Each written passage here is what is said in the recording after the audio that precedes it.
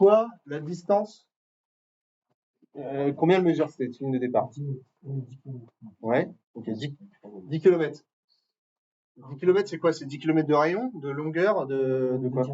De diamètre? 10 km, non? Ouais, de diamètre? Ok. C'est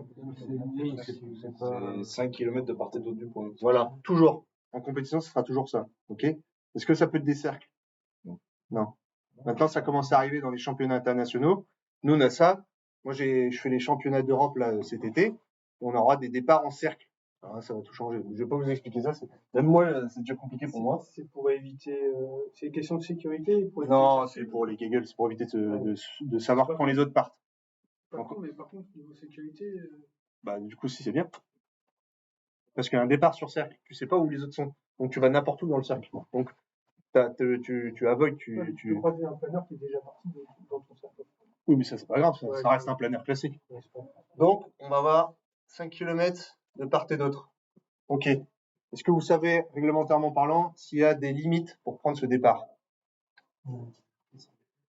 Voilà, bon, on l'a fait Smith. Vas-y, Pierre. Il y a une limite de vitesse qui est fixe, c'est 170 km/h sol. Ok. Et après, il y a une limite d'altitude qui est fixée en fonction du plaf du jour. Ouais, très bien. Donc, ça, c'est une limite que l'organisation, elle donne. Elle donne déjà dans les procédures locales. Les procédures locales, vous avez lu pour la compète.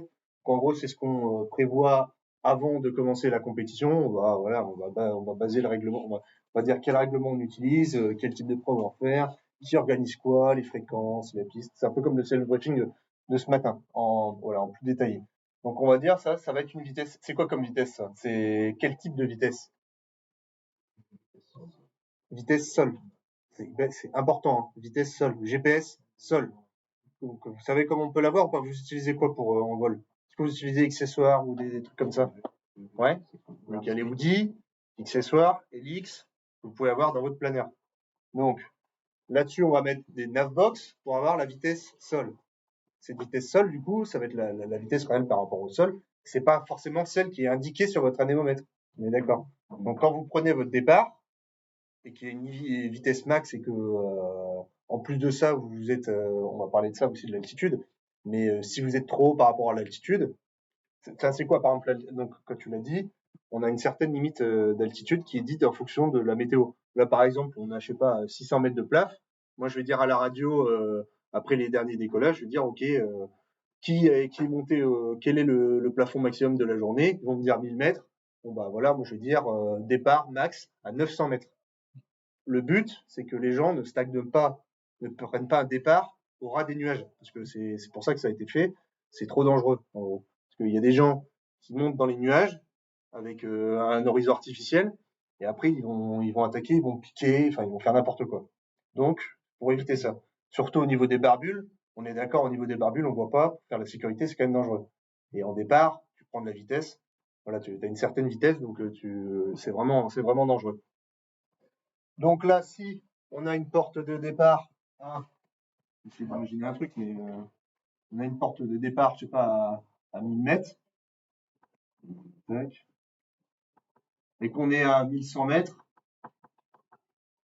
on est d'accord, on va devoir se laisser glisser vers la porte, là, ok? Et du coup, à ce moment-là, tu vas pouvoir prendre de la vitesse pour passer la porte, pour essayer d'optimiser ton départ, hein, t'es pas obligé, hein.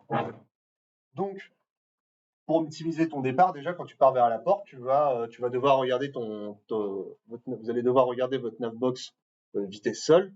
Vous allez déjà afficher une vitesse, une assiette, pour avoir une vitesse. Et vu que vous allez être plus haut, vous connaissez la VP? La VP en fonction de l'altitude. Plus on est haut, plus la vitesse propre du planeur est élevée. Vous connaissez ça. C'est 1% par tranche de 200 mètres. Si je ne me trompe pas. En gros, c'est 10% pour 2000 mètres. C'est-à-dire que si on est à 2000 mètres, on va avoir 10% de vitesse en plus sur notre planeur par rapport à notre vitesse indiquée. Donc, quand on est à 1000 mètres, bah, du coup, ça va augmenter de 5%. Ensuite, on va avoir le vent dans le cul aussi. Enfin, vent dans le cul ou voilà, vent de face. Donc, ta vitesse, ça ne sera jamais la même que celle indiquée. Donc, quand tu prends ton départ, avant d'aller vers la porte, avant de passer la porte, vous essayez, vous êtes en transition, en dehors du nuage, vous essayez de prendre une vitesse, donc là on est à 170 sol max, bah, j'essaye de prendre 150 indiqué sur mon badin, et je lis la vitesse la vitesse sol indiquée sur mon GPS. Et là, vous allez voir que vous allez être à peu près à 160. Donc, on prend de la marge par rapport à cette vitesse max. Parce que ça sert à rien de prendre des pénalités pour rien. Une pénalité, ça coûte cher. Ça peut être 1 point par kilomètre/heure. Ça dépend du règlement. Nous, je crois que c'est en temps, parce qu'on est un régional. Mais quand tu prends 1 point pour 1 km/heure, je peux dire que ça pique. Donc, on essaie d'éviter de jouer à la limite. Ok. C'est pareil pour le départ à 1000 mètres. Si vous avez de la marge et que vous êtes assez haut, vous allez prendre le passer à 950. Ok. Pas à 1000, à 990. Faut voir en fonction de la précision de ton GPS et de savoir si, avec l'aptitude, tu sais s'il est précis, quoi. Donc ça, vous me suivez ou pas jusque-là, à peu près? Si vous n'hésitez pas à m'interrompre pour me poser des questions. Peut-être que je m'explique mal et tout, j'ai pas l'habitude de faire ça, mais j'essaye. Ce qui compte, c'est l'altitude IGC. Oui, mais on peut pas l'avoir. Ouais, mais on l'a pas forcément par exemple, sur XSEA. L'altitude IGC, c'est l'altitude, en gros, chaque journée, moi, je vais indiquer un QNH pour que tout le monde soit étalonné sur la même base. C'est-à-dire qu'on est, quand je reçois vos vols pour le scoring, je vais pouvoir étalonner et avoir tous les vols au même niveau. Du coup, moi, c'est ce que je vais prendre pour scorer le départ et l'arrivée, même tout le vol en fait. Sauf que vous, sur votre XSEA, vous n'allez pas forcément avoir la même valeur que celle indiquée dans votre fichier, dans le fichier que vous allez me donner. Par exemple, pour beaucoup d'entre vous, vous allez me donner votre fichier FLARM. Sauf que votre fichier FLARM, vous n'allez pas voir l'altitude qu'il y a sur votre FLARM. À moins que tu puisses connecter ton accessoire au FLARM, mais je suis pas sûr. Et du coup, il faut prendre la bonne altitude Barreau, c'est l'altitude IGC. Donc c'est pour ça qu'on préconise de prendre de la marge par rapport à ces altitudes. C'est pareil pour l'arrivée, c'est pareil du coup pour la vitesse. Ok. C'est quoi comme marge 50 mètres, 10 km. Moi, je prends pas de marge parce que j'ai un Helix et que le Helix, j'ai ma Navbox Alti GC. Sauf que là, on n'a pas de Helix. Enfin, c'est pour ça que je dis ça. C'est pour le cas d'école. Mais moi, dans mon Helix, je sais que l'altitude que je vais lire, c'est l'altitude qui sera lue sur le fichier par le scoreur. Donc en fait, je passe à 20 mètres près, quoi. Je prends, et pareil pour les vitesses. Si je vois que je suis pas bon, tac, je fais demi-tour, si je peux, et voilà. Et nous, après, on a les PEV, tout ça, c'est encore différent. Mais là, je reste sur le cas d'école, le cas d'école classique. Ok pour ça. Pour les altitudes, du coup, on est d'accord. Si vous devez passer l'altitude, la porte à 1000 mètres, et que, imaginons, vous êtes à 1200 mètres, on est d'accord que il va falloir perdre de l'énergie pour passer la porte à la bonne altitude. Ok, on est d'accord. Sauf que des fois, vous êtes à 5 km de la porte, là, va falloir, c'est à vous de gérer votre énergie pour arriver à la bonne altitude. Faut bien prendre en compte ça. Bon, ensuite, après le point de départ, qu'est-ce qu'on a? Je vous laisse participer. Après le point de départ, première branche, et on va vers quoi? Vers un? C'est quoi le point de virage? Est-ce que vous savez? Coordonnées géographiques. Oui, d'accord, mais alors pardon, c'est moi qui m'explique mal, enfin qui pose mal la question là. C'est quoi le type de point de virage? Une coordonnée géographique, d'accord, mais qu'est-ce qu'on vient tourner? Serrure. Comment? C'est ça le keyhole. Ah ouais, ok. Secteur de passage. Voilà, un secteur. Et il ressemble à quoi ce secteur? C'est ça ressemble à un Camembert. Voilà, camembert. Voilà, c'est un cadran. Voilà, un cadran. Ce cadran, il fait 90 degrés ici. Ok? Et là, il fait 20 km de rayon. Hop. Ensuite, il y a ce qu'on appelle une birkane. Qu'est-ce que c'est la birkane? C'est vertical le point. Voilà, c'est vertical le point. C'est quoi? C'est un rayon de 500 mètres avec en point central le point de virage. Donc en fait, on va pouvoir venir virer avant le point de virage. Donc ça, c'est fait pour éviter les erreurs GPS. Mais donc en fait, tu peux tourner, tu peux venir tourner avant. Là, c'est pareil. Pourquoi il y a un cadran? Ça permet que, je sais pas, imaginons, j'ai de la pluie ici, ben, je peux venir tourner par là. Sauf que la distance qui est calculée sur ton circuit, elle est prise du milieu de la porte de départ jusqu'à ce point. Donc, en fait, si tu vas venir faire un détour pour aller tourner là, en fait, ta distance qu'il va te calculer, c'est celle-là. Hein. Donc, il va pas te calculer plus de points distance. Donc, si on fait ça, c'est vraiment qu'il faut, c'est vraiment que c'est important hein, de le faire. Ok? Et le but, ça va être quand même de tourner ce point de virage. Ok. Donc, ce petit cercle fait 500 mètres de rayon. Ok? En compétition internationale, nous, on n'a même plus les cadrans, on tourne que les petits points. Non, c'est 20 km max. C'est 20 km. Si tu passes à 22 km derrière, Ça colle même pas. c'est intéressant quand tu as de la pluie. Ouais. Voilà. C'est intéressant en montagne avec des orages ou Voilà. des reliefs. Et encore dernièrement, je l'ai fait parce que c'était du thermique pur, les cumulus étaient un peu derrière, donc tout le monde a été chercher un peu derrière. Mais tu vois, des fois, même si le thermique pur est mou, par exemple, Mhm. enfin moyen, bah en fait, si tu fais vraiment un gros écart, bah ça vaut le coup de faire du type pur parce qu'il faut te dire que là, si tu fais 10 km par là, tu fais 10 km sur le retour aussi. Hein. Mhm. Et c'est pareil, là, si vous allez tourner sur le point de virage, au lieu de tourner au bord, bah, en fait, ça va compter 500 mètres aller, 500 mètres retour, ça va faire 1 km en plus. Donc imagine, tu as 4 points de virage, ça fait 4 km en plus. Ça peut paraître bidon, mais à la fin d'un vol, ça coûte quand même hein, de faire des kilomètres en plus. Hein. Ça fait l'autonomie en plus, enfin, ça fait des bornes en plus. Donc ensuite, on va avoir, je sais pas, un autre point de virage classique. Et ensuite, qu'est-ce qu'on va avoir? On va avoir, allez-y, voilà l'arrivée. C'est quoi l'arrivée? Est-ce que c'est pareil? Est-ce que c'est une ligne?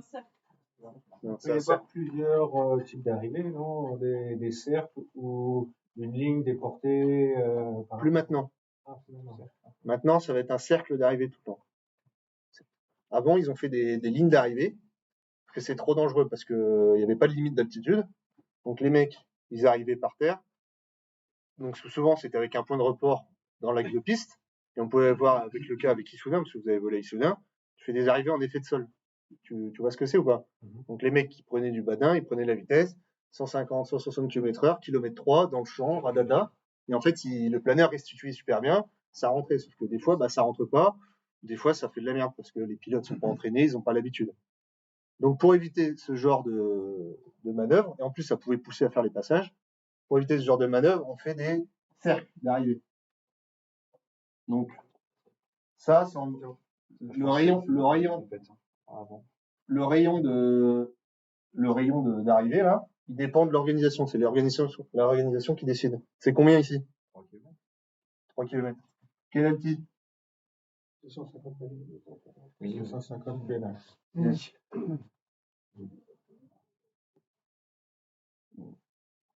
C'était du QNH que tu as mis? Ouais. Ah, c'est QNH. Ouais, ok. 250 mètres NH. Il est à quelle altitude le terrain ici? 60. Bien. Ouais, donc 1300. Donc on est à combien de sol à peu près? 183 mètres. 183. Ok. Kilomètre 3. Kilomètre 3, ça fait quelle finesse? Est-ce que vous savez comment calculer ça?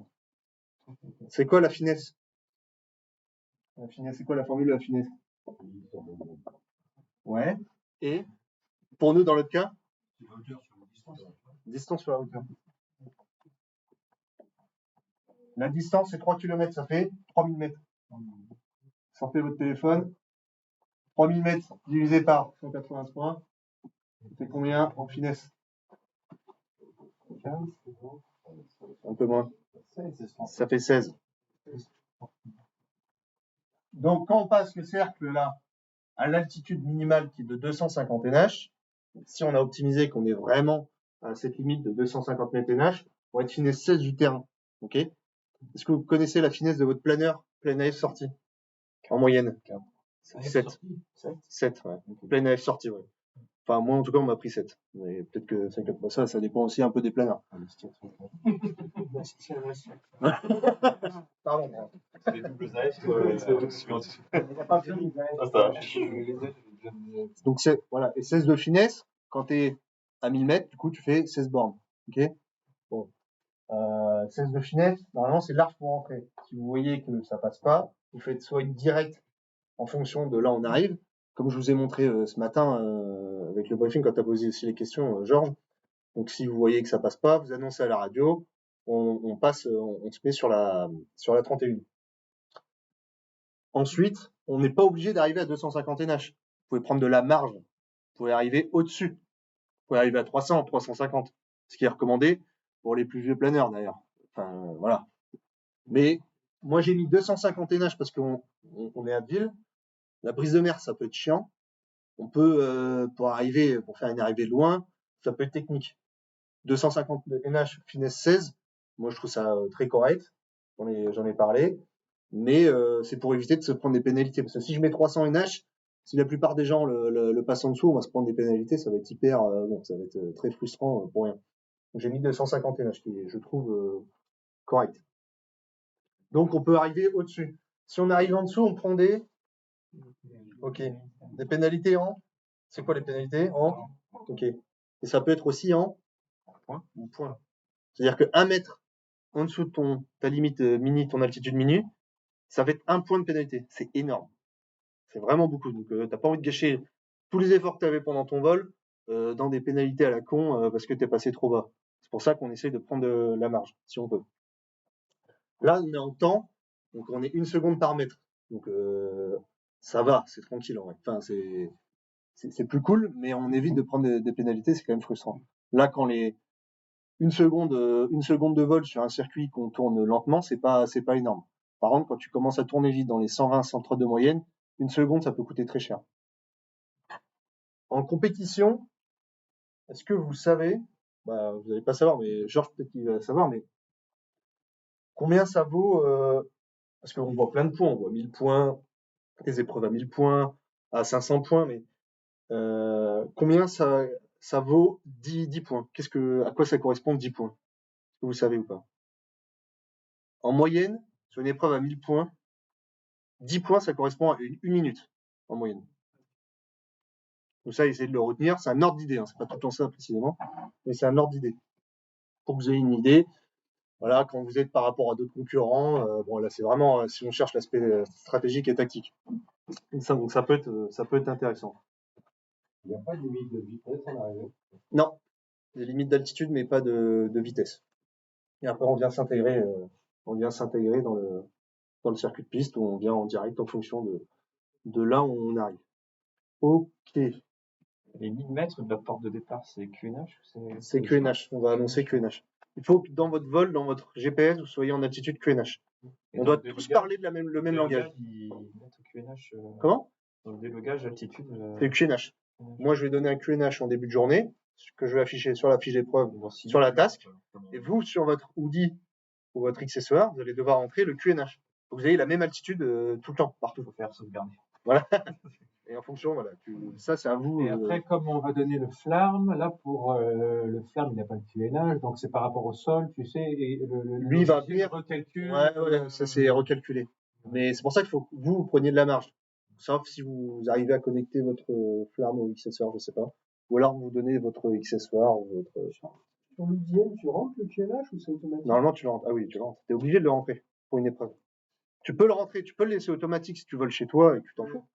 Mais pour un championnat, à chaque épreuve, tu es obligé de baser le QNH sur le QNH du jour. Parce que le QNH, il varie en fonction de ta journée aussi. Donc, faut prendre ça en compte. Est-ce que vous avez d'autres questions?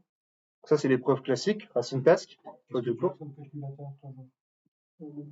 À quoi? UDM.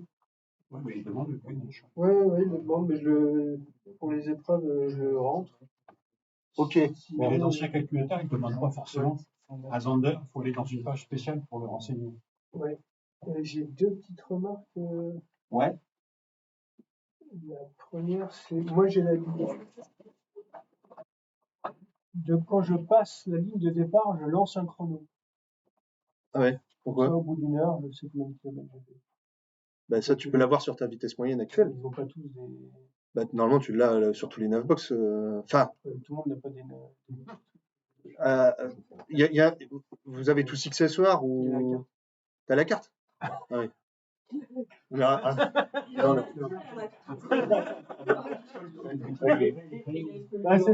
C'est comme ça qu'on apprend. Alors, je suis d'accord, on apprend comme ça. Bonne base, mais il faut toujours. On est en 2026, on a tous un téléphone. Prenez tous, mettez XSOR sur le téléphone ou SIO Navigator.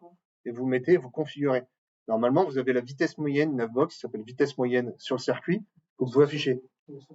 Voilà. Ou alors celle de la dernière heure dans les 60 dernières minutes. Moi, par exemple, c'est ce que j'affiche aussi. Ça te sert à quoi d'avoir la vitesse moyenne? Tu dis, oulala, je me... Alors, Pour arrêter, peut-être? alors justement, tu peux. Alors, il y a les gens un peu comment dire, superstitieux où ils n'ont pas envie de voir la vitesse moyenne en vol parce que ça va trop les affecter. Il y a des gens comme ça, hein.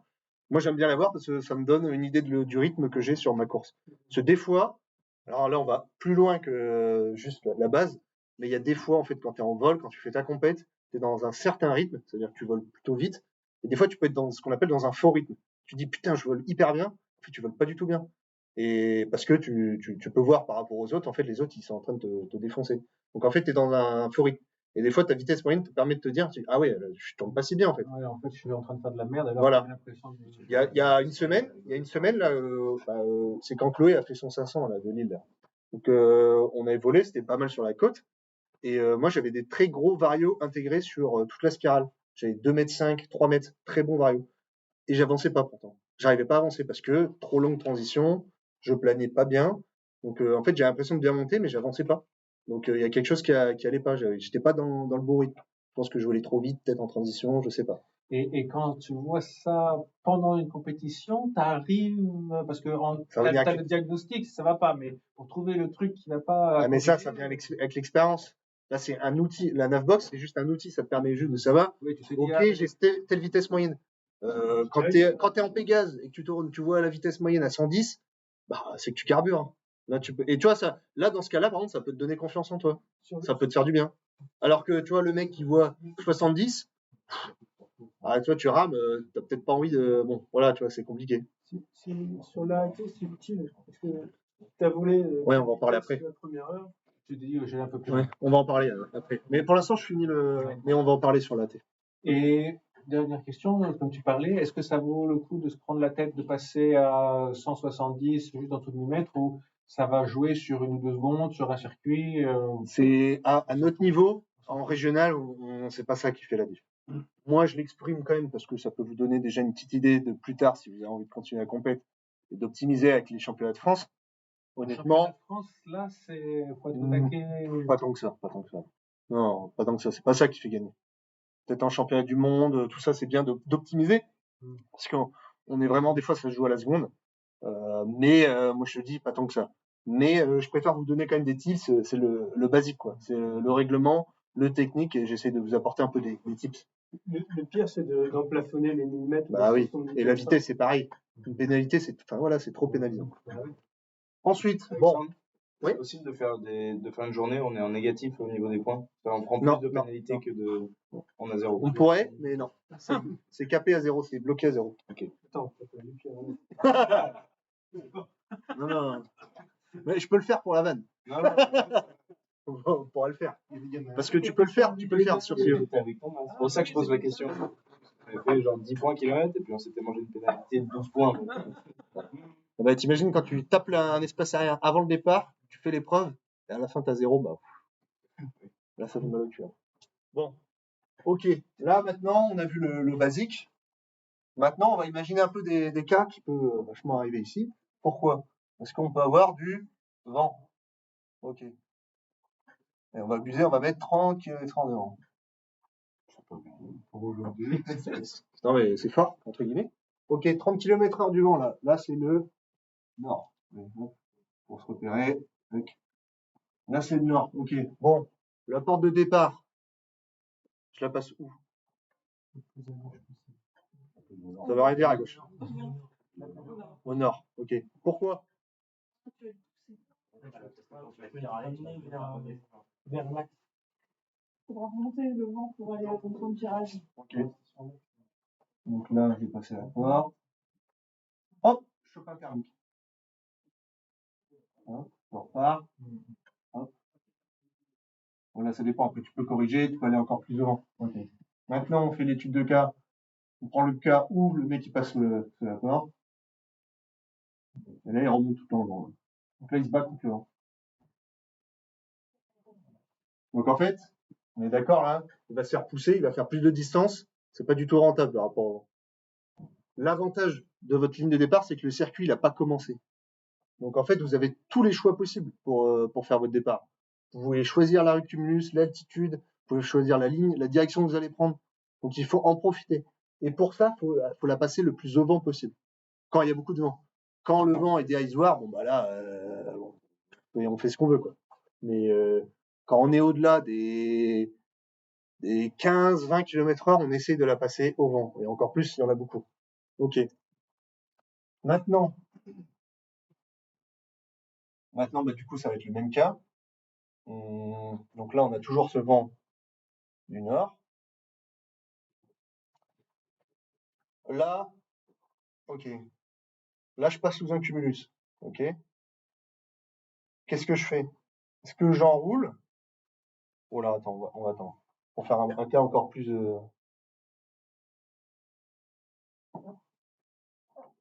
Là, tu as un point de virage. Ouais, je sais pas si c'est clair. Enfin, je sais pas si vous comprenez.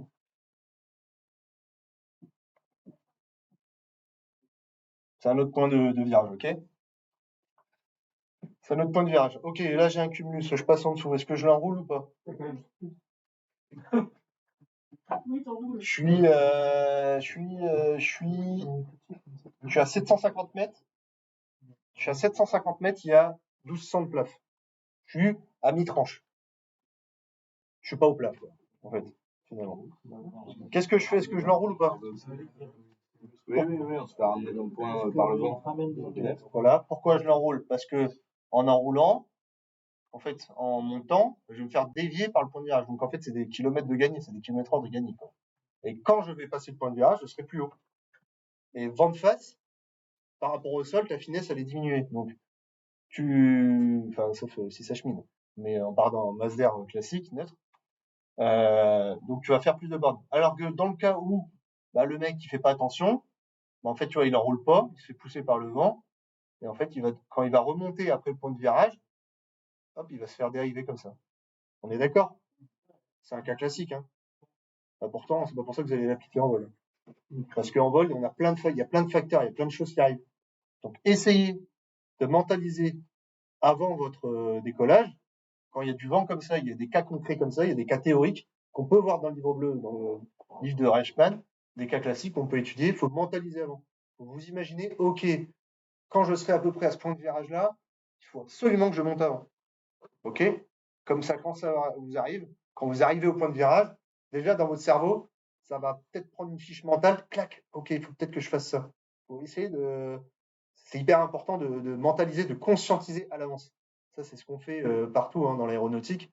Quand vous décollez, alors je suis pas à Lille, mais quand vous décollez, quand on vous apprend à la montée initiale, tu dis hop là, il y a ce champ-là, il y a ce champ-là, il y a ce champ-là. C'est pour mentaliser, pour gagner du temps. Parce que quand vous allez décoller et qu'il va y avoir une cascade, et ben t'as pas le temps de réfléchir. Hein. Parce que si tu réfléchis trop, c'est ta vie qui est en danger.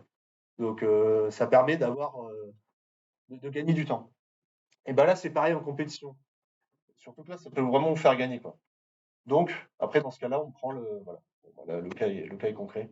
Vous avez tous compris? Est-ce que vous avez des questions? C'est un cas classique mais ça marche. Et maintenant, tu remontes vers le point du nord, là, et tu as une pompe à peu près au même endroit. Vas-y. Pourquoi tu la prends pas? Ah, ça dépend. Parce que là, regarde. Attends. Ça dépend. Parce que là, comment je suis par rapport au prochain point de virage là, on est d'accord, le vent il est de travers. Là. Donc là, bon, ça dépend quand même. Ça dépend ce qu'il y a de vent. Donc faut réussir déjà en vol parce que ça c'est pas non plus facile. Quand tu es en vol et que tu as une branche à 90 degrés, faut réussir à t'imaginer à voir quels cumulus sont sur la prochaine branche. Ça aussi c'est tout un métier la compétition. Donc ça c'est à voir en fonction de la situation. Parce que là finalement, peut-être que tu vas peut-être perdre plus de temps, mais tu vas peut-être pas retrouver le bon vario après. Ça dépend aussi de ton altitude. Vous connaissez l'histoire des 3 tranches ou pas? D'altitude. Ok. On va faire un exemple concret.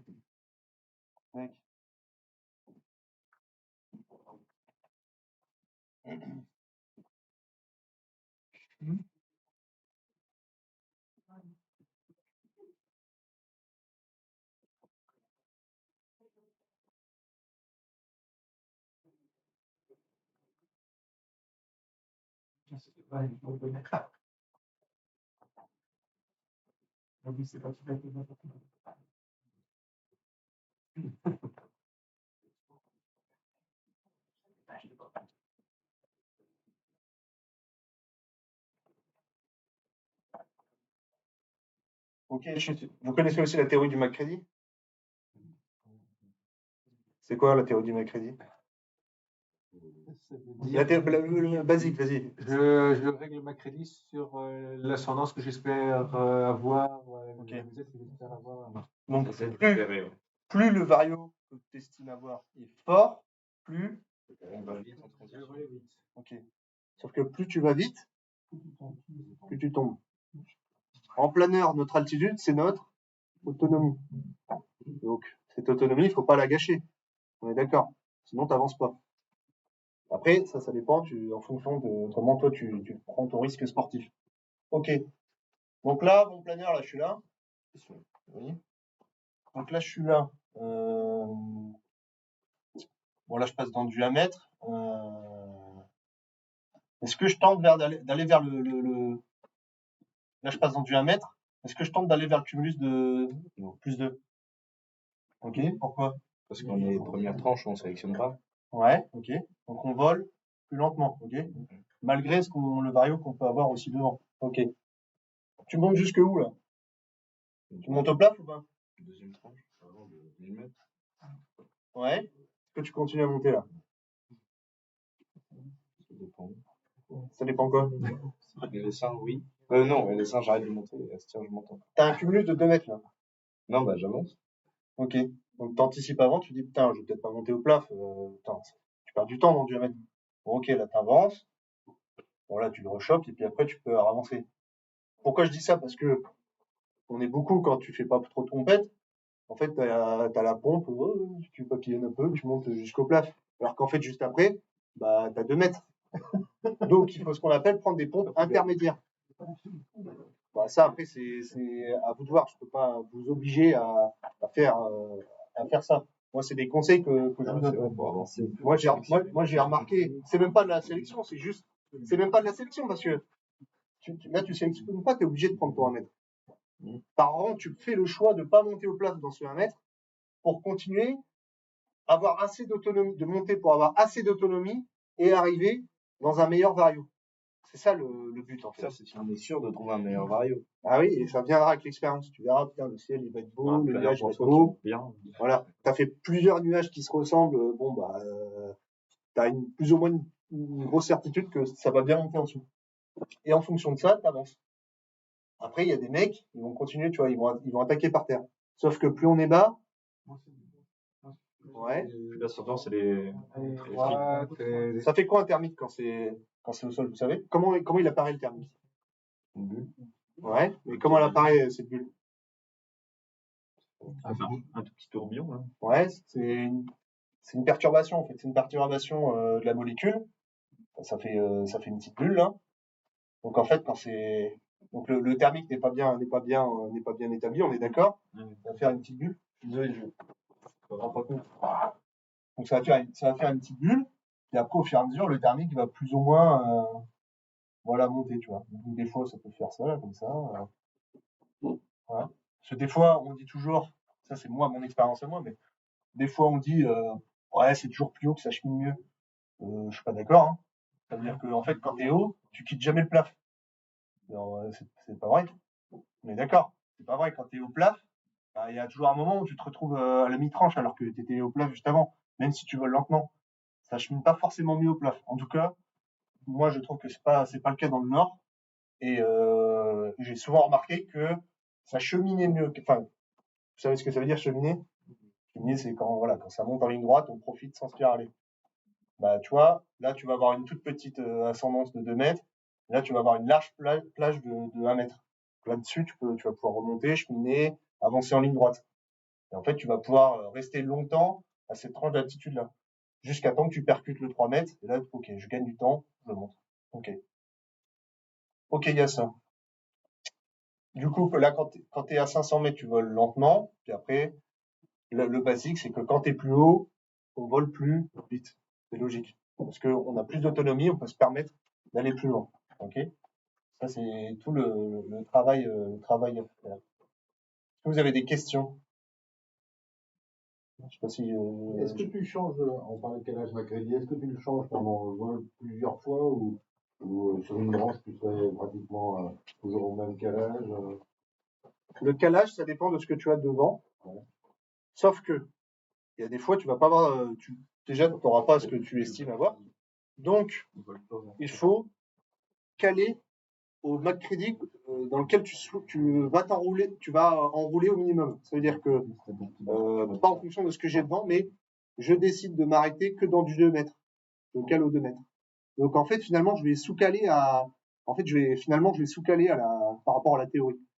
Tu vois, la théorie voudrait que le prochain cumulus fasse 3,5 m. Donc, je dis, putain, je vais pas m'arrêter tant que j'ai pas 3,5 m. En fait, je dis, je fais au minimum 2 mètres. Pourquoi? Parce que plus on va vite, plus on chute. Plus on chute, moins on a d'autonomie. Et le but, c'est de planer quand même.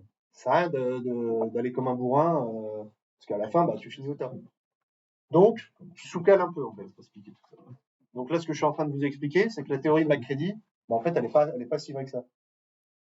Elle n'est pas si vraie que ça. Ça reste une théorie. Il faut pas forcément l'appliquer purement et durement. Mais on vous apprend ça, c'est normal. On vous apprend ça. Les instructeurs apprennent ça en basique. Mais en réalité, elle est pas vraie. C'est comme ça que tu finis au top. Après, le Macready, en fonction de ton taux de chute que tu lis sur ton vario, il va te demander de pousser. Sauf que plus tu pousses, plus tu chutes. Donc plus ton vario, il va encore chuter. Donc en fait, tu vas ce qu'on appelle faire la course au Macready. Tu vas pousser. Tu vas te retrouver à 200 alors que il n'y a pas besoin. La masse d'air, elle chute qu'à 2 mètres. C'est juste que tu as poussé, tu as fait la course au Macready. Donc il faut garder une vitesse fixe. En fait. Donc là, c'est à voir avec votre planeur. En Pégase, on va plutôt voler sur des vitesses de 130, 140, 160 km/h max. 160, c'est quand c'est bon, quand il y a du 2 mètres. Un vario, ce qui est important de savoir, c'est que vous étudiez ou pas des fois vos vols sur CIO? Ouais, ou WeGlide, tout ça là. C'est important. Je vous encourage à regarder WeGlide, à regarder CIO pour étudier vos vols. Pourquoi? Parce que vous allez avoir vos taux de montée sur la journée. Vos taux de montée, ils sont pris à partir du moment où vous commencez à spiraler. Et pas dans les 20 dernières secondes quand vous êtes au plat et que vous voyez 3,5 m et tout, j'ai 3 mètres. Vous n'avez pas 3 mètres en fait. Parce que vous avez pris 15 ans à centrer votre pompe et du coup vous avez qu'1,5 m sur votre permis. Ça change tout sur le vol. Ça change tout. Donc, celui qui aura le meilleur vario, c'est celui qui va arriver à centrer directement le 2 mètres et qui va être dedans jusqu'au plaf. Donc ça, c'est important à prendre en compte parce que c'est cette valeur-là sur tout le permis qu'il va falloir prendre en compte pour votre Macready. Et pas le vario que vous avez vu sur vos 30 dernières secondes de spirale. Parce que cela, il est pas bon. Parce que la VCR, la théorie de la VCR, c'est le temps que vous prenez sur le moment où vous spiralez, sur tout ce temps-là que vous perdez, là, vous faites entre A et B. Je ne vais pas vous démontrer la théorie de la VCR, c'est complexe et je ne la connais pas par cœur. Mais du coup, c'est pas que les 20 dernières secondes, là, c'est sur tout ce temps. Et sur tout ce temps, vous avez pris une certaine altitude. Donc, faut voler à la bonne vitesse. Voilà. Ceci dit, il y avait un très bon article dans le dernier, pas le tout dernier, mais l'avant-dernier vol à vol magazine sur les vitesses de pointe. Oui, alors, il y a un cours, tout ça, je vais pas prendre le temps de l'expliquer, je pourrais. Mais ce qui est important, c'est que c'est tout ce temps-là, en fait. Vous prenez au moment où vous vous arrêtez pour monter, parce que vous faites stationnaire quand vous spiralez. Et le moment où vous arrivez, vous quittez l'ascendance. Donc ça, c'est important. Voilà. Je sais pas si j'ai été clair. Si Toi, pour gagner, tu spirales le moins possible. Bah, ça dépend. Il y en a qui volent au max. Ça dépend de ton style de vol. Ouais. Il y en a qui volent comme des bourrins. Et ils vont monter tout le temps. Ceux-là, ils y arrivent quand même. Ça dépend, oui. Ça peut marcher pas tout le temps, mais ça marche. Bien centré dès le départ. Voilà. Et ils aiment bien. Il y en a qui aiment bien chercher par terre. Moi, j'aime pas spiraler. Je préfère cheminer au maximum. Et parce que moi, j'ai la flemme de spiraler. Moi, je suis un flemmard. J'aime pas spiraler. Donc quand je spirale, c'est que la pompe, je la trouve bonne. Quand tu pilotes dans le nord. Ben oui, mais tu voles moins vite. Et en fait, dans le nord, ça chemine pas mal. Pourquoi ça chemine? Vous savez pourquoi il y a des rues de cumulus? Pourquoi? Du vent. Voilà, quand il y a du vent. Dans le nord, il y a beaucoup de vent quand même. Ici, il y en a beaucoup. Donc ça fait des rues. Ces rues-là, il faut réussir à les lire dans le ciel. Il faut réussir à en profiter. Profiter un maximum des lignes d'énergie. Donc vous êtes là, sous la rue, sous le cumulus. faites gauche, droite, bon, là, ça va venir avec l'expérience, sensation, ça pousse à gauche et tout, hop, je prends cet axe et je reste dedans et je fais un peu des zigzags. Là, vous écoutez votre planeur, vous sentez votre planeur, ça viendra avec l'expérience et je vais pas en vol en double. Soleil, toujours. Ça dépend. Tu toujours, essayes. ouais. Ouais, des fois, tu sais pas pourquoi, ça marche côté. Ouais, c'est ce que j'allais dire. Il faut essayer. Il faut prospecter. C'est pas parce que c'est marqué dans le livre que ça va être comme ça dans la vraie vie. Souvent, c'est comme Donc oui, voilà, mais souvent ça peut être côté vent, côté soleil. ça. Ouais, Mais tu vois, dans le Nord, ça marche pas du tout pareil qu'en République tchèque ou qu'en Pologne. Bon, là-bas, C'est. c'est continental. Mais ouais, mais pourtant, le nuage, le vent, le soleil, ça reste la même chose. Et ça marche pas pareil. C'est la réalité. Bon, c'était voilà, la partie côté tips là. On va regarder ça. Ensuite, Pierre, tu l'as dit tout à l'heure, il y a quoi d'autre comme épreuve? La AT, du coup. Ouais. Voilà, on va avoir de. Les secteurs.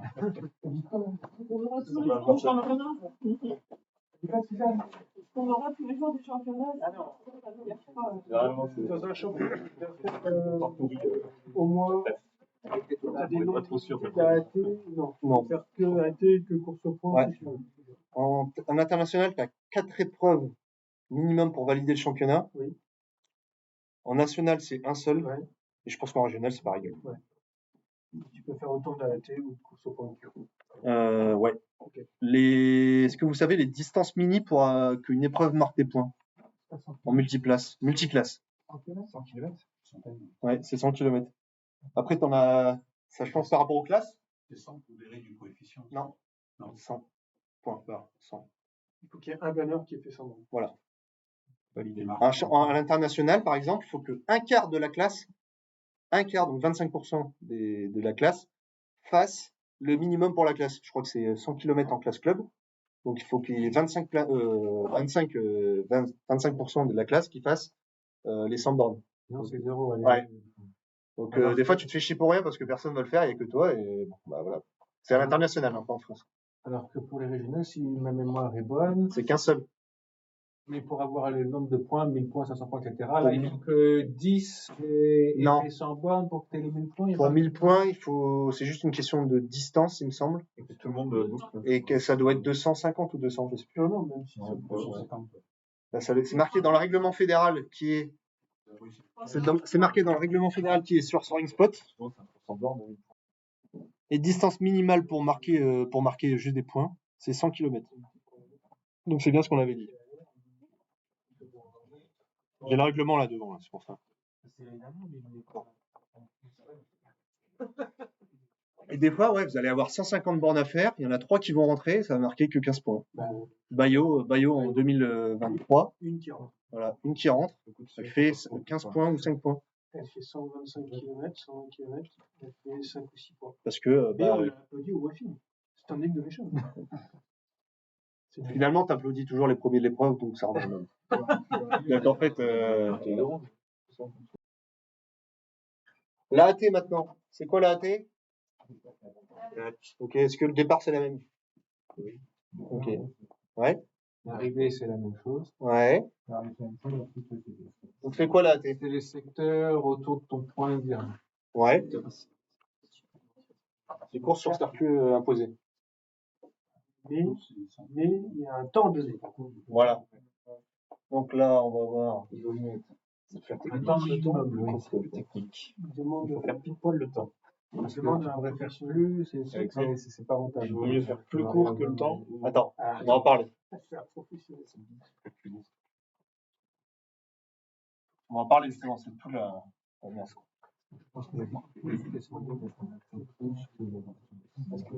Tu vas rallonger un peu. Il faut faire 5 minutes trop tard. On va laisser ton mode t'emmerder et puis évite d'être trop court. Arriver un peu trop vite.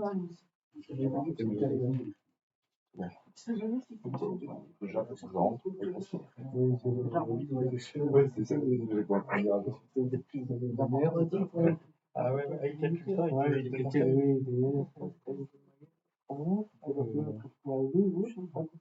Ok. Là, on va voir des secteurs. Ok.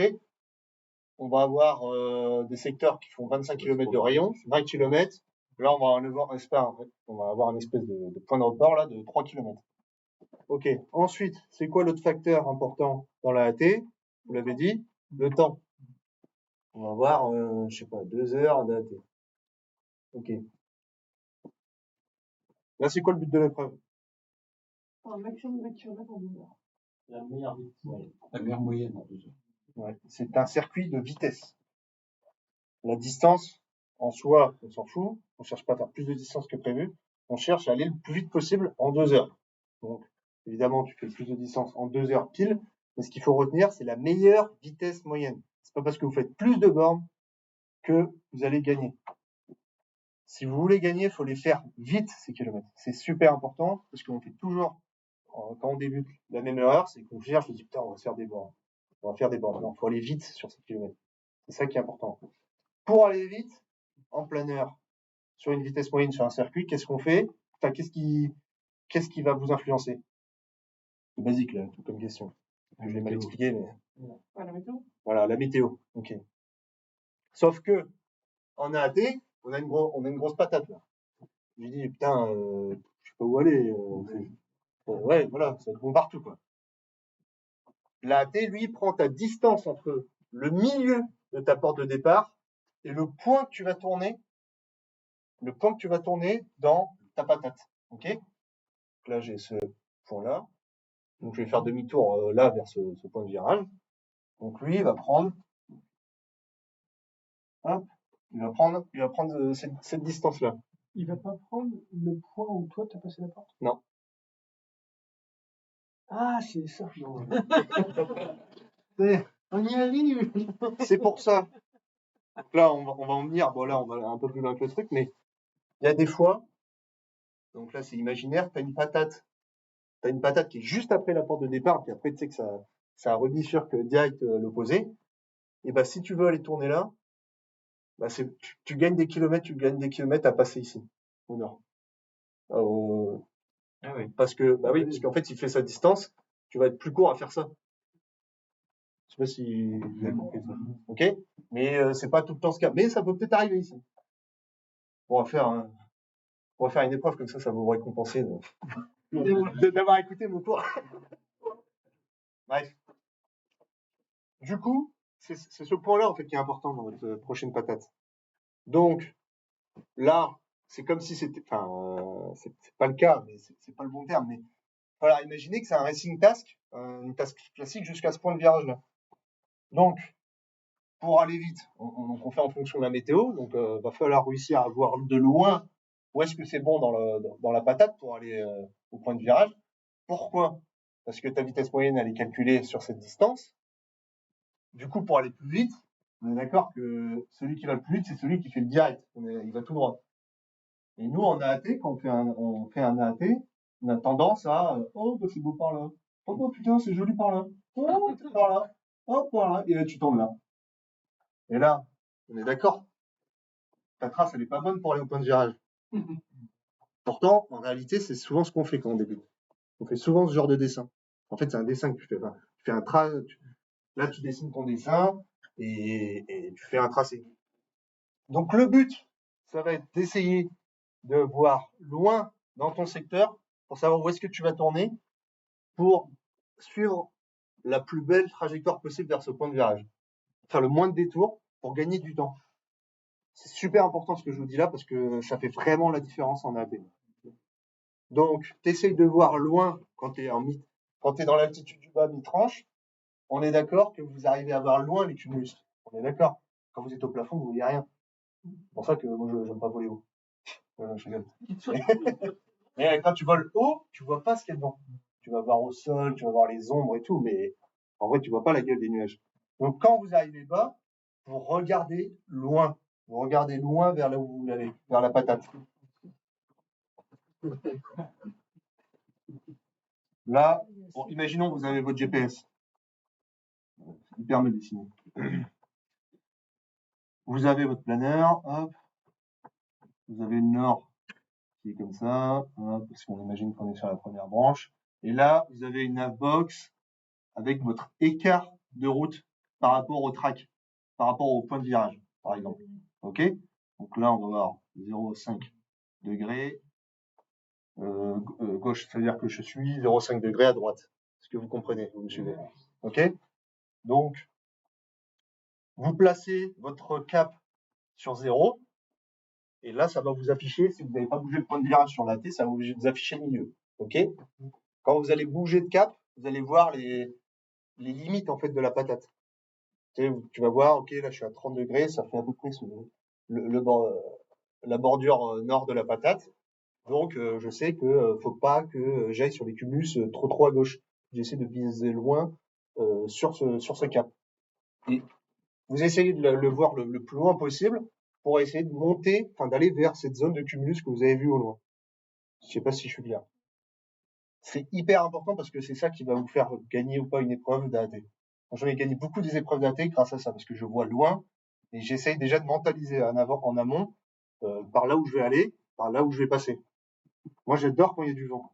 J'adore quand il y a du vent parce que ça fait des rues. Ça fait des rues, ça chemine. Ça, t'as pas besoin d'enrouler. Tu peux avancer en ligne droite. Si t'avances en ligne droite, t'as une bonne vitesse moyenne. Tu gagnes par rapport à ceux qui se font chier à spiraler. Donc, là, si j'ai du vent, du nord comme ça, d'après vous, où est-ce qu'on pourrait aller pour optimiser notre trace? Parce que du coup, on imagine que s'il y a du vent, il y a des rues, il y a des alignements. Si on vole dans le lit du vent, que ce soit vent de cul ou vent de face. Chercher la tranche, je fais des alignements. Ouais. Donc, ça serait où là, d'après vous? La deuxième. Donc, et qu'est-ce que je fais? Est-ce que je m'arrête au nord? Où est-ce que je vais? Comment je fais mon vol? Au début, est-ce que tu viserais pas le nord de la première patate? Parce que si tu dévies, tu vas te retrouver au milieu, donc tu seras bon. Moi, par exemple, ouais, vas-y, pardon. Et ensuite, avant de basculer vers ta deuxième branche. Ouais. Il y a plusieurs cas possibles là, dans notre cas, vu qu'on a le vent du nord et qu'on peut la patate, tu peux la prendre où tu veux. Moi, là déjà, tu vois, de ce que je déconseille, ça serait de la prendre trop court là, au nord, au sud. Parce que je ne profite pas du vent dans le cul. On est d'accord. Je vais en profiter sur la branche vent de travers, mais en fait, je vais pas faire beaucoup d'alignements vent de travers. Donc, moi, peut-être, en fonction des prévisions, qu'est-ce que je ferais? Peut-être que je la prendrais là. En fait, je la prendrais là, parce que je remonte un peu au vent, mais pas trop non plus en allant là, pour pas avoir trop de vent de travers et trop de difficultés à cheminer, entre guillemets. Et je descendrai comme ça, vent dans le cul. Sous une brune nuage. Voilà, en cheminant. Et ensuite, tu remontes un peu dans le lit du vent. Donc ça, quand c'est un AT, vous pouvez le faire déjà en amont sur votre Helix ou votre accessoire, sur votre outil. Vous pouvez dessiner, vous pouvez bouger le point, votre point, ça c'est le point du milieu, mais tu peux le bouger en fait, tu peux le mettre où tu veux. Et pareil sur votre fiche d'épreuve, vous pouvez dessiner comme ça, pour déjà prévoir. Donc ça c'est voilà, ça vous pouvez le dessiner. Vous pouvez voir au plus court. Vous pouvez voir déjà les distances mini, dont on a parlé tout à l'heure. Distance mini, distance maxi. Et tout ça en fonction du temps, ça va vous donner une moyenne. Ok? Donc là, si j'ai le circuit de base au milieu, c'est 200 km et que j'ai 2 heures à faire, ça veut dire que si je fais le milieu, j'ai 100 de moyenne. Ok. Si avant d'arriver dans cette patate-là, j'ai 70 de moyenne, bah, est-ce que je vais au milieu? Pourquoi? Bah, ça te donne une tendance quand même. Ça te donne, sauf si c'est vraiment atomique, tu penses que tu vas rattraper, mais bon, ça commence mal déjà si t'es là. Donc, ça te donne déjà une idée, une moyenne en fait, ça te donne une idée. Donc tu dis, ok, là c'est pas bon, bah en fait, je vais peut-être tourner plus court là, puis on avisera là quoi. Sauf si c'est vraiment bon, si tu peux vraiment gagner du temps. D'où l'importance de préparer votre vol avant, de préparer votre AT, de mentaliser, comme ça vous allez gagner du temps et vous allez déjà pouvoir vous dire les situations auxquelles vous allez avoir. Hop, vous allez sortir une fiche mentale là dans votre tête, clac, qui oh putain, ok j'ai vu au sol, ça fait 100 de moyenne, là je vois que je suis pas bon, je vais pas pouvoir tourner au milieu, donc je vais pas aller me faire chier à faire des kilomètres dans la patate alors que je vais rien gagner. Pourquoi c'est mieux de faire au plus court? Parce que au plus court vous faites, plus l'arrivée, la distance sur l'arrivée va impacter votre moyenne. Quand vous êtes en arrivée, vous spiralez pas. Quand vous êtes en arrivée, vous volez à 130, 140 tout le long pendant 40 bornes. Parce que vous allez jusqu'au sol. Vous reprenez pas de pompe. Donc, cette tranche-là de 40 bornes, c'est celle qui va, c'est celle-là durant laquelle vous allez gagner le plus de vitesse moyenne sur votre circuit. Donc plus vous optimisez, vous vous rapprochez des 2 heures, plus cette branche d'arrivée va être importante sur votre vitesse moyenne. Je sais pas si je me suis bien expliqué. Vous comprenez ce que je veux dire ou pas? Parce que vous allez faire 50 bornes sur 200 km en arrivée, et ben vous allez les faire vite ces 50 bornes. Alors que si vous faites la même chose sur 250 km parce que vous allez vouloir rallonger, bah ça va ça va moins vous faire augmenter la moyenne. Vous allez plus gagner à faire une arrivée au plus tôt possible. Je sais pas si je me suis bien expliqué. C'est-à-dire qu'il vaut mieux s'approcher des fameuses 2 heures d'arrivée que de 2 heures et demie ou 3 heures. Bah oui. Sauf si vraiment tu peux augmenter ta vitesse moyenne. Donc, si je reformule, si j'ai bien compris, on veut être dans la phase d'arrivée parce que c'est ligne droite jusqu'au sol. Donc, c'est là où on a la meilleure vitesse moyenne. Donc, tu construis ton circuit, tu essayes de voir, ah, voilà, je vais démarrer mon arrivée là, et je dois être à telle altitude, à peu près dans cette zone-là, et arriver, du coup, te débrouiller pour arriver au plus tôt, à ce moment-là. C'est pas un cas exact que je suis en train de te dire. Je veux juste te faire comprendre que ton arrivée va te faire gagner beaucoup de vitesse moyenne. Donc, pour ça, il faut que ton arrivée fasse la partie la plus importante de ton circuit. Enfin, le plus importante possible de ton circuit sur tes 2 heures. Donc, mais là, ça Je veut sais pas dire si que c'est l'altitude. Plus je suis haut, plus je sais que, voilà. Tu peux faire une arrivée de loin aussi. Mais c'est en fonction du temps et des kilomètres que tu as fait avant. J'ai un peu du mal à expliquer là.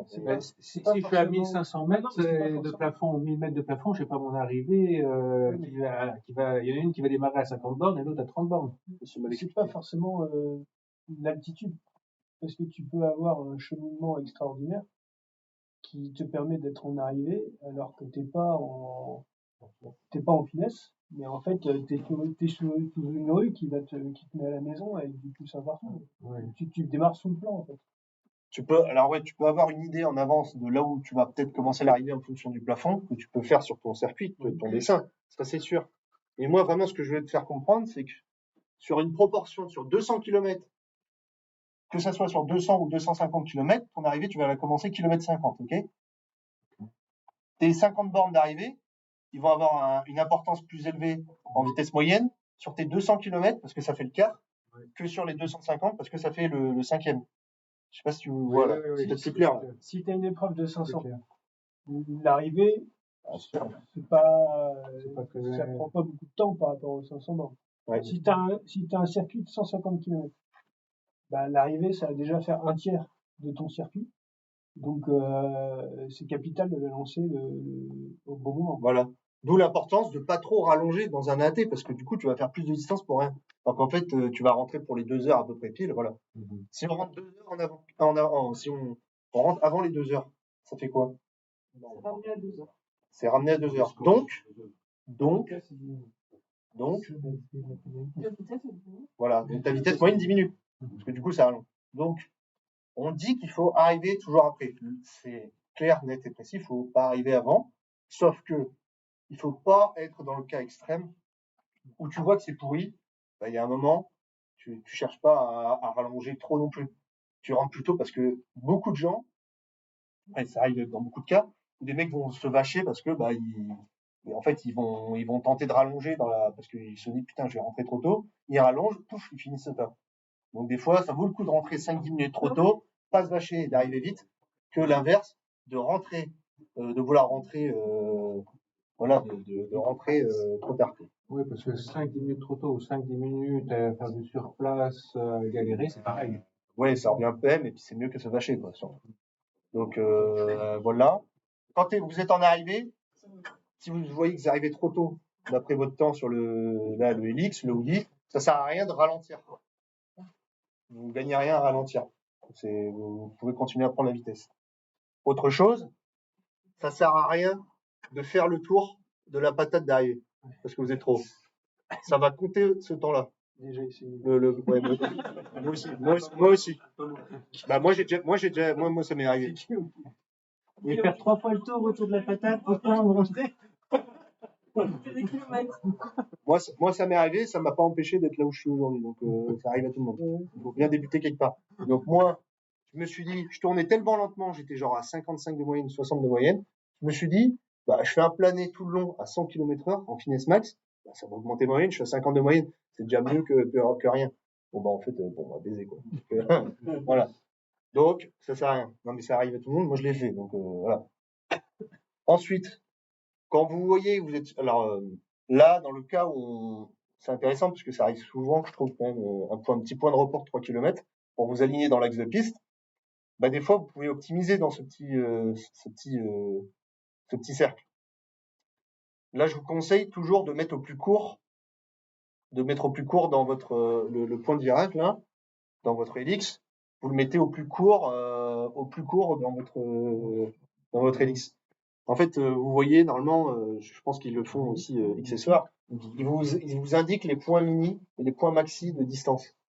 Tac, il en fait un à l'opposé, tac, comme ça. Normalement, je pense qu'Accessoire le fait, je pense. Il doit pouvoir le faire. Et du coup, ça va vous afficher les distances maxi. Et là, c'est pareil, sur le dernier cercle, vous le mettez au minimum. Parce que votre calcul d'arrivée, du coup, il va le calculer au plus court. Donc, comme ça, votre arrivée kilomètre 40, si vous l'avez, vous êtes sûr de l'avoir. Et si vous voyez que vous cheminez mieux que prévu, et ben, en fait, dans cette patate, vous pouvez rallonger un peu. Ok? Ça vous parle ou ça vous comprenez? Ok. Est-ce que vous avez des questions? Bon, demain, tu nous mets ça. Ouais. Et si Bah, c'est sympa, là, 3 points. je suis débutant en AAT. Ouais. Et si on nous donne une règle de débutant simple. L'objectif premier, c'est d'atteindre le premier cercle. Tu fais tous les plus courts, peut-être. Non, mais je te parle. L'objectif numéro 1, c'est d'atteindre le premier cercle. Une fois que je suis dans ce premier cercle, il faut que je fasse des kilomètres faciles à l'intérieur de ce cercle.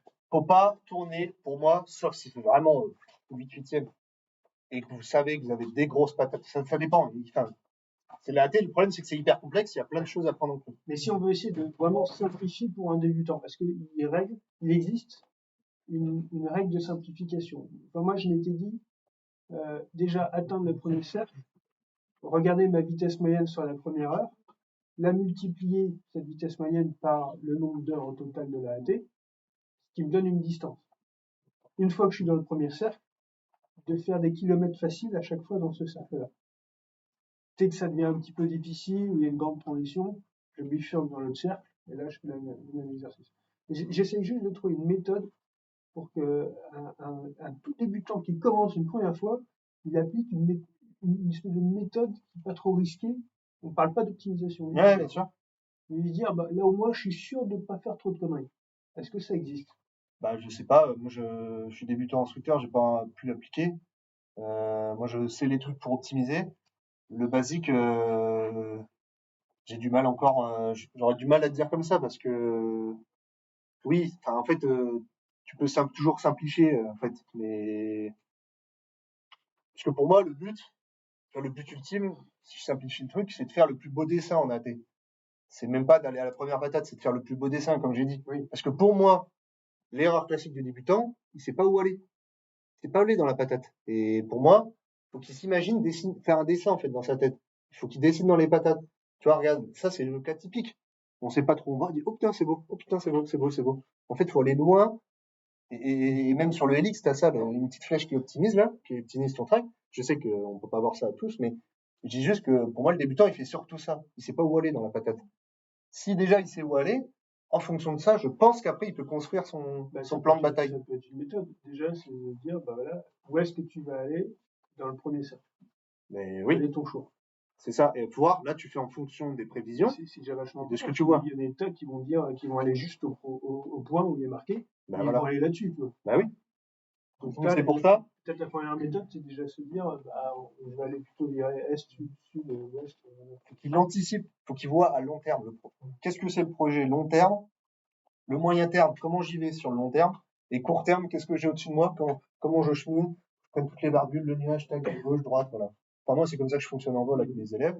Je leur dis, qu'est-ce que tu veux au loin? Tu veux ce cumulus. Ok, comment tu vas? Projet moyen à terme. Ok, je prends cette rue, je bifurque ensuite à droite à 1 heure, Et voilà. Et maintenant, à court terme, qu'est-ce que je fais? Parce que voilà, tous les débutants, à chaque fois, on est là en mode, bah voilà, on va au cumulus, pof, ça monte. En fait, faut tout le temps regarder au-dessus de toi. Mais bon, ça vient avec l'expérience, puis ça fait une grosse charge mentale. Mais faut réfléchir, voilà, sur le long terme. Dans le dessin, ce qui est particulièrement pas bon là, c'est qu'il a fait les zigzags, hein. Parfois complètement à droite, complètement à gauche, complètement à droite. Quand on regarde sur des circuits, on voit des gens qui ont fait volontairement, ils ont peut-être vu une rue ou quelque chose, ils sont partis paf, bien sur le côté par rapport à la ligne directe, mais ils ont été beaucoup plus vite que ceux qui se sont dit non, moi je reste sur la ligne directe et qui galèrent, etc. Oui, mais alors ça, c'est pas une question d'AT, ça, c'est une question de circuit tout court. Ça, c'est une question de choix de cheminement. Des fois, ça, c'est mathématique, mais alors, j'ai pas la connaissance sur la démonstration mathématique. C'est des écarts de route. Et voilà. Je voulais en parler, j'ai oublié d'en parler, des écarts de route. Mais il y a un truc, j'ai un oublié. tableau, hein. Mais voilà, t'as un tableau qui dit, bah, faut pas trop prendre d'écart ou voilà. Mais ça dépend si ça chemine en fait. Parce que pour moi, celui qui va le plus vite, c'est celui qui monte le moins, qui prend le moins de temps de monter. Donc si t'as une belle rue comme ça à droite, et après tu rebifurques là par là, alors que là t'as un fragment, bah moi je préfère aller là. Pourquoi je préfère aller là? Parce que j'ai plus de chances de choper des bonnes pompes. Déjà, ça va mieux cheminer. J'ai plus de chances de choper des bonnes pompes, même si je fais un écart. Je serai plus serein mentalement à voler sous une rue de joli cumulus que de voler d'un cumulus à un cumulus. Parce que là, tu vois, regarde là sur ce cumulus-là. Là. Si tu ne pas le 2 mètres que tu avais prévu, tu pensais prendre, bah, tu fais comment? C'est quoi ton option B, ton option C? Bah, t'es baisé là. Et du coup, là, si on revient à nos histoires de patates, peut-être que ça vaut le coup d'abandonner l'idée de taper la première patate au nord, mais de faire ton cheminement, et puis tu vas quand même, Voilà. parce que c'est la partie où tout le monde galère, qui va Voilà. pénaliser. C'est tout le métier du pilote de plein air en compétition, c'est de savoir s'adapter tout le temps. Donc tout le temps, même si il a un plan et que bah, ça se déroule pas comme prévu, il faut savoir changer, s'adapter. Mais avant, il faut quand même savoir essayer d'avoir un plan, même si c'est pas tout le temps le cas. C'est ça le métier en fait du compétiteur, c'est que bah, tu as toujours des imprévus, tu as toujours 15 000 facteurs qui arrivent, qui viennent rentrer en compte, et bah, ça se passe pas forcément comme prévu. Par contre, il faut quand même essayer d'avoir un plan. Parce que tu vois, lui, là, qui fait des zigzags partout, bah, c'est pas bon. Parce que là, il faut qu'il voit plus loin, Lui, il voit juste le cumulus devant, il dit, oh, il est beau, hop, il est beau, et puis voilà. C'est pas comme ça que t'optimises ta vitesse moyenne. Là, c'est des conseils d'optimisation. Alors, l'atterrissage en campagne. Bah, l'objectif. Enfin, est-ce que vous êtes tous déjà vachés ou pas? Non? Bon, pas forcément tous, hein. De quoi, l'atterrissage en campagne? C'est l'atterrissage en campagne, hein? Ah, ok, ok. Bon, l'objectif pédagogique, ça va être de choisir un bon champ, savoir s'y poser en sécurité. Attends, je laisse. Vas-y, installe-toi, hein, fais comme chez toi. Tu peux prendre une table, tu peux noter. Alors, l'atterrissage en campagne est une manœuvre normale de sécurité en vol en plein air. Ce n'est pas un échec. On vous forme à vous poser dans un champ. Il n'y a pas de souci, ça arrive à tout le monde. Moi-même, en 2021, j'ai dû faire 12 vaches dans la même saison. J'ai fait le 7 mai 2021, je bats le record des Hauts-de-France, je fais 805 km. Et la semaine d'après ou les 2 semaines d'après, je me vache 6 ou 7 fois d'affilée. Sur mon carnet de vol, ça fait vraiment 6 vaches d'affilée. Et cette même année, je suis quand même vice-champion de France junior, donc ça veut rien dire. Pas parce qu'on vache qu'on est nul ou autre. Ça arrive à tout le monde et c'est normal. Et c'est même formateur. Il faut savoir rebondir. C'est une manœuvre prévue, entraînée et intégrée à la pratique. Il faut donc être prêt psychologiquement et techniquement. C'est pour ça qu'on fait des briefings, pour ça qu'on en parle, qu'on débriefe, qu'on parle entre pilotes. Donc on va voir ça en 3 temps avec les facteurs extérieurs, comment choisir un bon champ avec le verre d'eau et la sortie du champ, ça c'est classique. La gestion de la charge de travail, donc on en a parlé un peu tout à l'heure, la charge de travail. Donc elle augmente vite au fur et à mesure de la descente. Quand tout va vite, tout se précipite. Et là, vous commencez à stresser, tout commence à aller vite parce que le planeur il descend, t'arrives pas à remonter, t'es concentré sur ton pilotage. Donc c'est pour ça qu'il faut être prêt, il faut gagner du temps en étant prêt au sol, en ayant une méthode de travail en vol. Enfin, quand je dis une méthode, c'est juste le verre d'eau, hein, et pour apprendre. Quand on est bas, tout va très vite, évidemment. Nécessité de bien se préparer mentalement et techniquement. Donc c'est pour ça qu'on vous apprend à essayer de vous poser, de faire des atterrissages de précision. Pourquoi vous posez court à l'endroit voulu? Parce que ça peut vous arriver de devoir vous poser dans un champ trop court. On va le voir après. Et va falloir apprendre à se poser court et du coup au bon endroit. Ne pas oublier le TVBCR. Vous savez ce que c'est? Tout va bien, continuons. Voilà. Ensuite, on est fatigué. Pourquoi? Parce que après un long vol, on essaie de raccrocher. Souvent, c'est après un long vol. Là, on est claqué. Donc ça, c'est des gros facteurs de risque. Ça peut être la merde. Donc après un long vol, après une longue tentative de raccrochage. Et on peut être stressé, risquer d'abîmer le planeur ou de se mettre en danger. Ça, c'est évident. Ensuite, je sais pas si vous voyez bien la zone. Ça, c'est en Beauce. C'est vers Bayonne, sud-ouest de Bayonne. Plaine accueillante, donc Champagne ou de France. Donc là, c'est facilement vachable, on est d'accord. La sélection des champs est facile et peut se faire aux alentours des 500 mètres sol. Bon, bah là, on stresse pas quand on voit ça, on est tranquille, on est à l'aise. Ensuite, dans les montagnes, ou au nord de Issoudun, par exemple, il y a Romorantin, la forêt de la Sologne. Vous connaissez les Lillois. Nous, à Maubeuge, il y a la forêt, la grande forêt, là, la forêt de Maubeuge. Il y a quoi d'autre? Il y a la montagne. La montagne, on n'a pas beaucoup de champs. Donc, quand il n'y a pas beaucoup de champs, ils mettent des champs, ce qu'on appelle les champs répertoriés. Ils vont les mettre sur une carte, ils vont les identifier un par un pour qu'on puisse les reconnaître, qu'on puisse travailler en local de ces champs et qu'on puisse les atteindre en cas de problème. Donc voilà, zone montagneuse. Local des champs vachables, zone potable. Donc on va voir dans les Alpes du Sud ce qu'on appelle un bouquin des champs vachables. Ce bouquin, il répertorie tous les terrains, leur altitude, leur sens de piste, numéro de téléphone, les tours de piste à réaliser. Nous, on n'est pas dans ce cas-là. Donc, quand on raccroche bas, en local finesse 10, alors on dit finesse 10, mais évidemment, tu vas pas calculer ta finesse 10, c'est plutôt pour la montagne, mais quand on est en plaine, on reste en local du champ qu'on souhaite. On l'étudie bien. On n'essaye pas de tenter de raccrocher en dessous de 200 mètres sol, évidemment. Avec l'expérience, ça viendra, mais on ne tente pas l'impossible. D'ailleurs, si on rapproche trop bas, ça se voit sur le fichier. Oui, alors déjà, en plus, on peut le voir sur les fichiers. Mais quand tu es en vol, tu penses pas au fichier de vol. Tu penses à raccrocher, et il y a des fois, on tente pas à raccrocher. C'est mieux de se poser et rester dans son idée que de changer. Donc là, on va parler du verre d'eau. Est-ce que vous avez déjà tous vu le verre d'eau ou pas? Ouais. Verre d'eau, donc V comme vent. Donc se poser face au vent si possible, sauf s'il y a un dénivelé. On va en parler un petit peu après. Réduction, pourquoi on se pose face au vent? On a une réduction de la vitesse sol et de la distance d'atterrissage. Vous connaissez les calculs de la VOA, avec un tiers de VS, plus la moitié de la force du vent, et le delta de la rafale entière. On prend un discus avec un vent de 20 km/h, plus une rafale à 25, donc on va avoir un delta de 5 km/h entre le vent et la rafale. Ça nous fait 75 fois un tiers, plus 10, plus 15, plus 5, ça fait 115 km/h. Bon, ça, de toute façon, vous savez, le planeur que vous utilisez, sur lequel vous volez, avant de vous vacher, normalement, vous êtes déjà posé sur le terrain, donc vous connaissez votre bécane. Donc là, on peut voir vent de face, le planeur, il se pose normal, et vent de cul, la distance, elle est bien plus rallongée, et du coup, le planeur on peut taper un truc en sortie de piste. En bout de champ, pardon. Ensuite, qu'est-ce qui peut nous indiquer le vent? Parce que des fois, on voit pas sur le LX, des fois, on spirale pas, donc on voit pas notre dérive. Donc, on peut avoir la fumée. Là, les fumées, on peut avoir les lacs aussi. Vous voyez sur les plans d'eau comment ça marche ou pas? Est-ce que vous avez vu en gros sur un plan d'eau?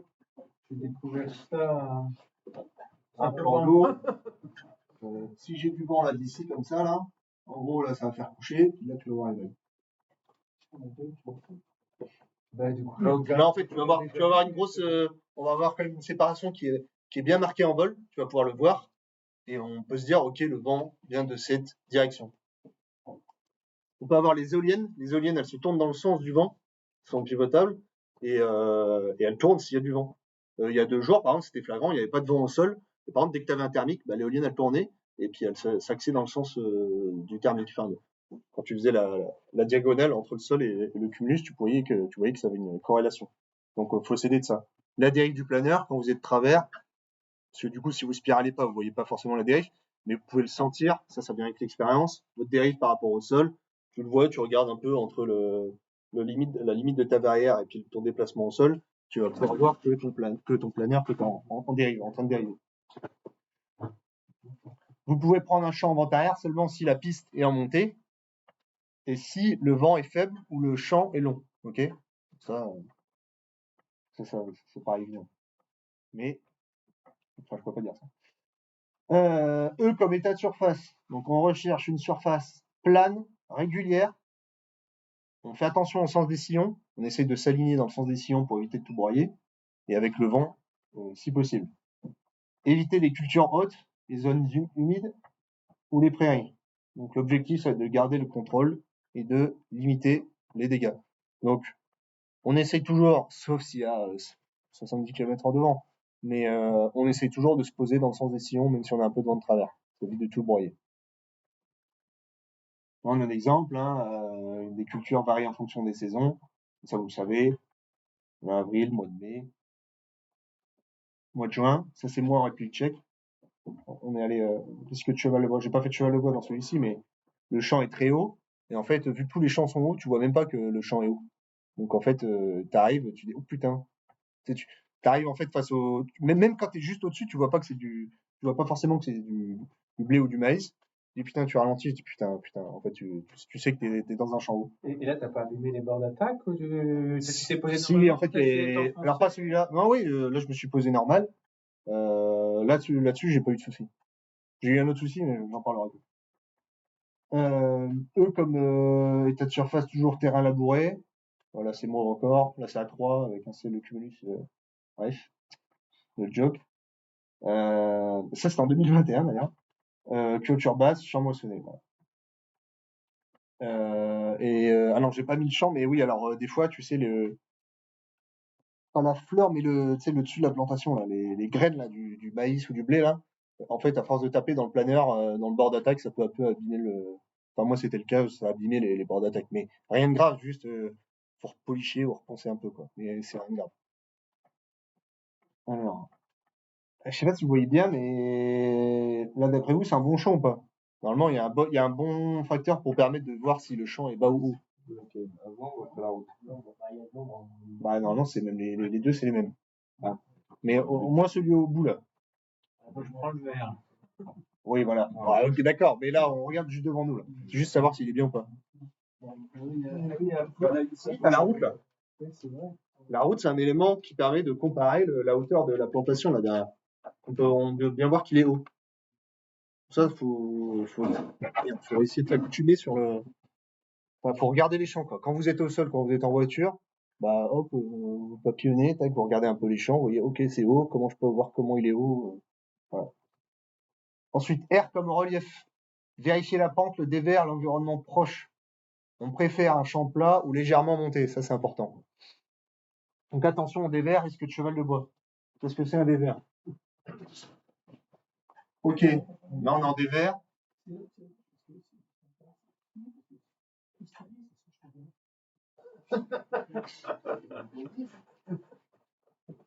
Pourquoi on se pose pas en dévers? Parce que évidemment, si tu vas comme ça là, que t'es inclinaison nulle, et bah ton aile, elle va taper avant. Donc ça va finir en fait en cheval de bois. Ça c'est logique, c'est physique. On est d'accord. Donc on évite de prendre des champs en dévers dans ce sens-là. On va les prendre dans la montée. On va prendre une étude de cas facile après. Donc la difficulté donc c'est assez chiant parce qu'en vol c'est compliqué de voir les reliefs, surtout quand tu es au-dessus. Donc faut essayer à réussir à regarder avant d'y arriver dans cette zone. Tu dis oh putain, ok, là je vois que c'est un peu en relief. Donc pour ça on a plusieurs éléments. On va voir les rivières. Les bords de rivières souvent ça va être un peu collineux quoi. Faut essayer de s'aider. Voilà, je crois qu'on va mettre des exemples après, je sais plus. Bon voilà, tu vois là c'est un exemple. Là, tu vois, il a pris le planeur l'a pris en montée, et là-bas il sera en dévers. Est-ce que vous êtes d'accord avec moi? Là-bas, il est en dévers, donc il fait poser au bon endroit quand c'est plat et dans la montée. Donc là, lui, il a fait la bonne manœuvre. Et là, on se pose dans quel sens? Prenez votre temps.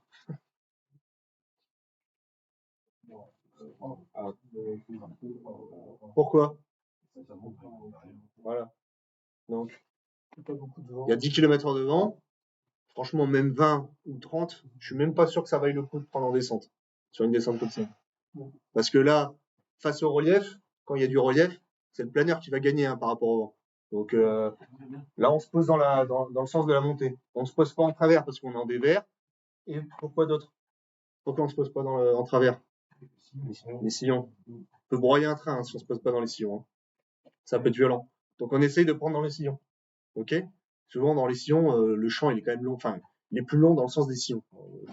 Rarement vu le. Ça doit se poser dans la montée avec du vent du cul, ça doit être quand même vachement impressionnant parce que le sol il va défiler très vite et puis il monte donc. Oui, mais en fait, ça va ralentir vite hein, dans la montée. Oui, Et je te parle vraiment quand c'est en montée. Juste dans ton palier, etc. Ouais, mais ça doit faire bizarre. Oui, ça fait bizarre. Mais quand tu finis de rouler, tu pourrais être surpris. Des fois, le planeur, il a envie de reculer. Donc, vaut mieux ça que de se poser face au vent dans la descente. Hein. Et comment tu fais quand le planeur repart en arrière? Bah là, tu freines. Normalement, enfin, normalement, il y a une certaine limite. Enfin, moi, j'ai jamais eu le cas. Je sais que tu peux le sentir un peu redescendre. Tu le freines et après, il bloque naturellement. Hein. Enfin, moi, j'ai pas, ou alors, j'ai pas eu d'autres cas, quoi. Mais après, c'est un altiport, quoi. Non, mais- Ensuite, D comme dimension. Donc, on évalue la longueur utile et la largeur. Donc, moi, je me suis posé la question, mais comment tu peux évaluer la dimension du champ? Bah, apparemment, alors j'ai regardé sur Internet, mais la distance entre les poteaux, des petits poteaux électriques, pas les grandes lignes de tension, il y a 50 mètres entre les deux. Donc, je trouve que c'est bien pour se donner un peu un ordre d'idée, parce que moi, je sais que j'ai du mal à évaluer les distances au sol. Donc, il y a ça. Il y en a qui utilisent les maisons, ils disent 20 mètres pour une maison. Bon, je trouve que c'est un peu, bon, c'est un peu limite.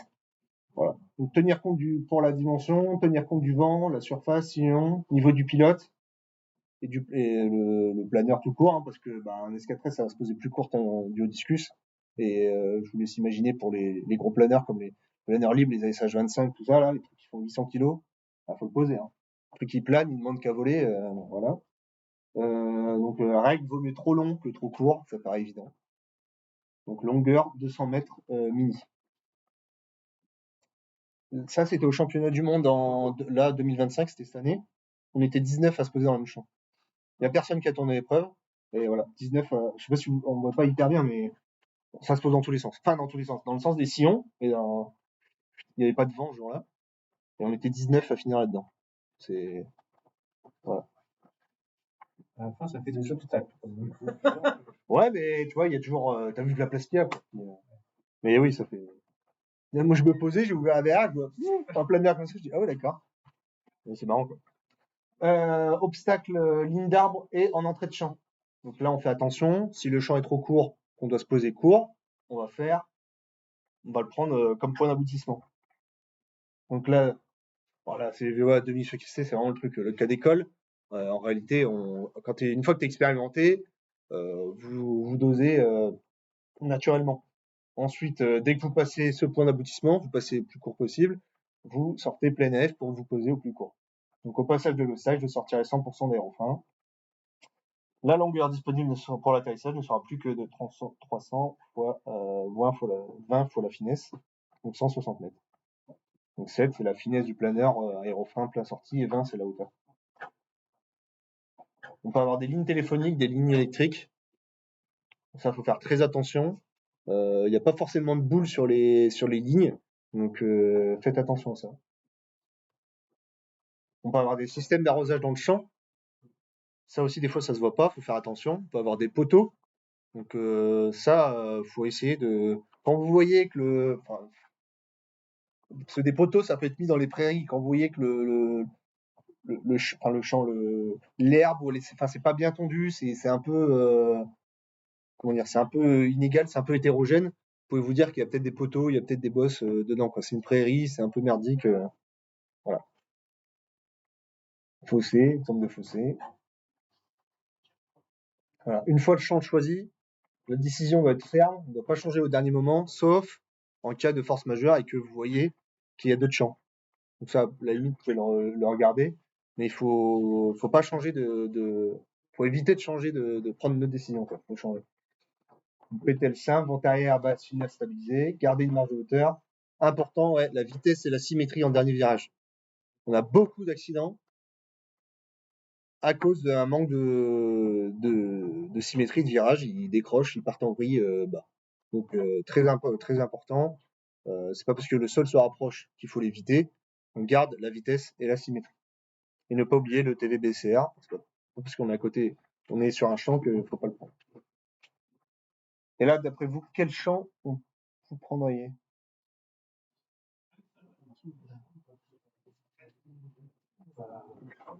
Lui, il est comment, lui? Comment vous le voyez? Ouais, voilà, on voit la différence par rapport à là. Lui, il est comment? Il est pas mal. Et en plus, il a un petit côté pente. Donc, est-ce que vous remarquez par rapport à l'horizon le petit côté pente? Ouais. Donc, on peut le prendre dans le sens de la pente. On peut aussi le prendre dans le sens de la descente.